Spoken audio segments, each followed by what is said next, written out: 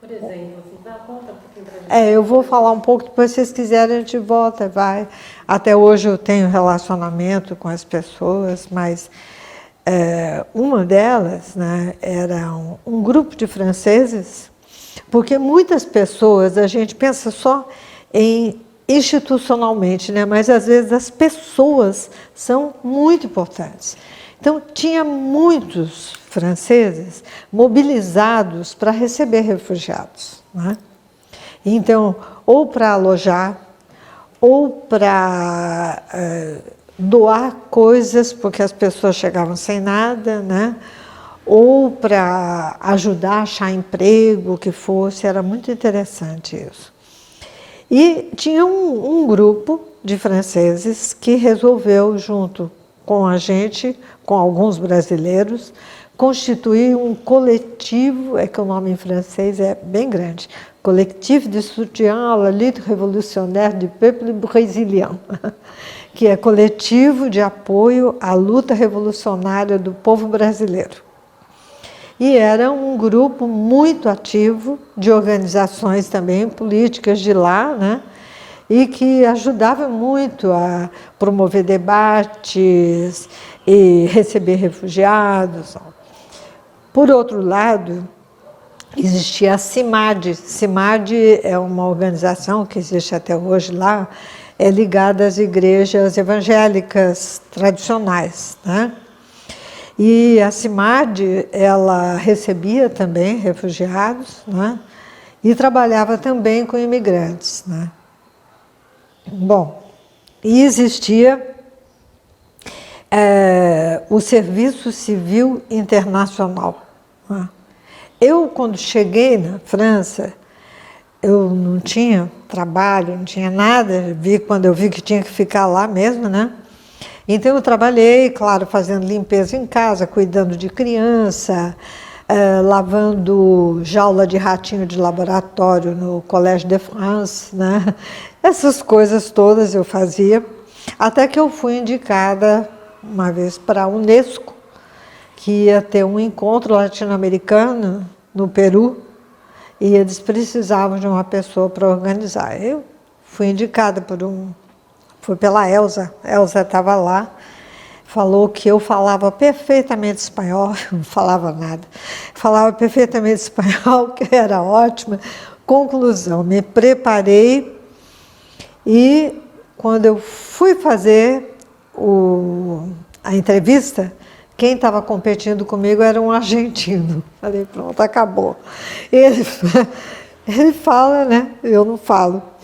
Mas a partir do dia que eu soube que eu ia ter que fazer isso, eu mobilizei todo mundo ao meu redor, que era de outros países, que foi época também que chegou chileno, chegou argentino.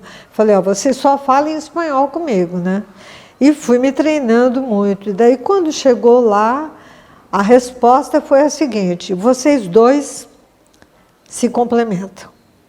Então, pegou nós dois, o argentino e eu. Então, fizemos esse trabalho. Depois, tive também um convite da Embaixada da China para ajudar na parte de alfabetização, mas o fundamental para mim, dali em diante, foi quando eu fui fazer a seleção no Serviço Civil Internacional. Tinha muita relação com a CIMAD, mas não era de igreja, né? E era um serviço que eles estavam montando o setor que trabalharia com imigrantes e refugiados, que eles diziam aqueles que chegam por razões econômicas e os que chegam por razões políticas. E eu consegui ficar responsável por esse setor. Então foi muito interessante, porque daí toda essa rede, com o coletivo de franceses, a rede de relações com pessoas que se dispunham, com a CIMAD, que tinha o trabalho com os refugiados, e o SCI, que se propunha a tudo isso, a gente teve um trabalho incrível de relação, aprendi demais sobre migração, né? E os refugiados também, estavam chegando muitos do Chile e da Argentina, né? Então a gente conseguiu ter uma rede muito boa, E tinha também outras organizações, France Terre d'Asile, França Terre d'Asilo, ou França Amérique Latine. Então, essas redes também se relacionavam. Na época, a França era muito aberta à questão mesmo do asilo, do refúgio, né? Então, essas redes todas tinham também, algumas delas, relação com o Conselho Mundial de Igrejas, porque a CIMAD tinha uma relação muito grande. Então, eu passei também a ter essa relação com o Conselho Mundial de Igrejas. E quando eu voltei para o Brasil, né, que eu trabalhei um tempo com Cláudio Perani, Antônio Dias trabalhando com a CPT, mas depois eu fui trabalhar com a SESI, né? Trabalhei 4 anos com a CPT, fui para a SESI. E na SESI tive uma relação muito grande com o Conselho Mundial de Igrejas e com toda uma rede latino-americana que a gente formou a partir de uma grande consulta mundial sobre compartilho ecumênico de recursos, CER.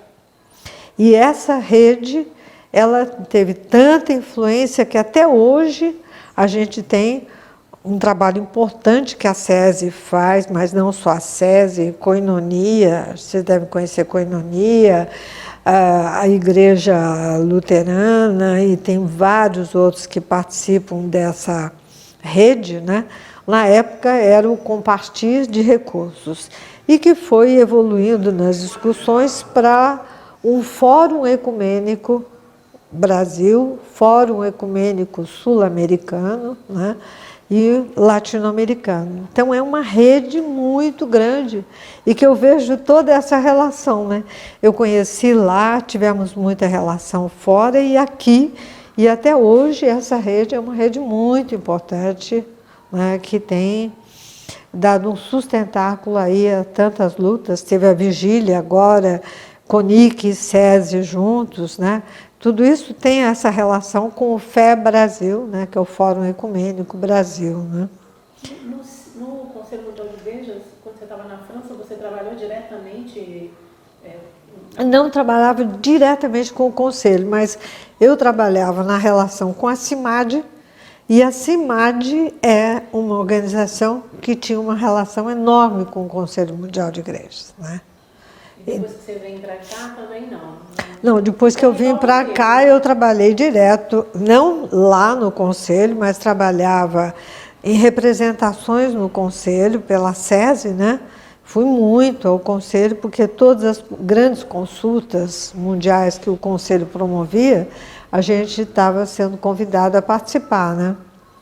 Eu participei de consulta, essa consulta, que é da Espanha, de El Escorial, que teve depois muita repercussão, né? Teve outras consultas sobre avaliação, sobre muitos trabalhos, e sempre com o Conselho Mundial, né? Aí tem também essa outra relação, que é, nós formamos lá na França o Comitê Brasil Anistia. Esse Comitê Brasil Anistia, ele era, não sei se alguém já falou isso para vocês, contou essa história. Da França? Não. Então, o CBA, né, Comitê Brasil Anistia, ele era formado de brasileiros que estavam lá na França e que queriam, né, lutar pela anistia no Brasil, e que nós achamos uma forma, que eu acho até hoje muito interessante, de ter um comitê de apadrinhamento, que eram franceses, ou juristas, ou pastores, ou jornalistas. Então, pessoas de intelectualidade que combinavam de apoiar esse comitê.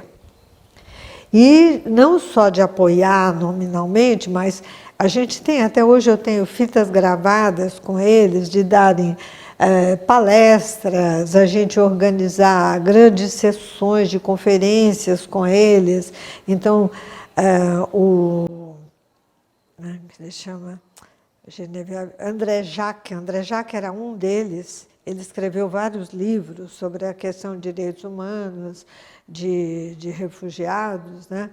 Então, ele era um dos padrinhos. Tinha um jornalista, Treffet, que era de uma rede Témoignage Chrétien, né?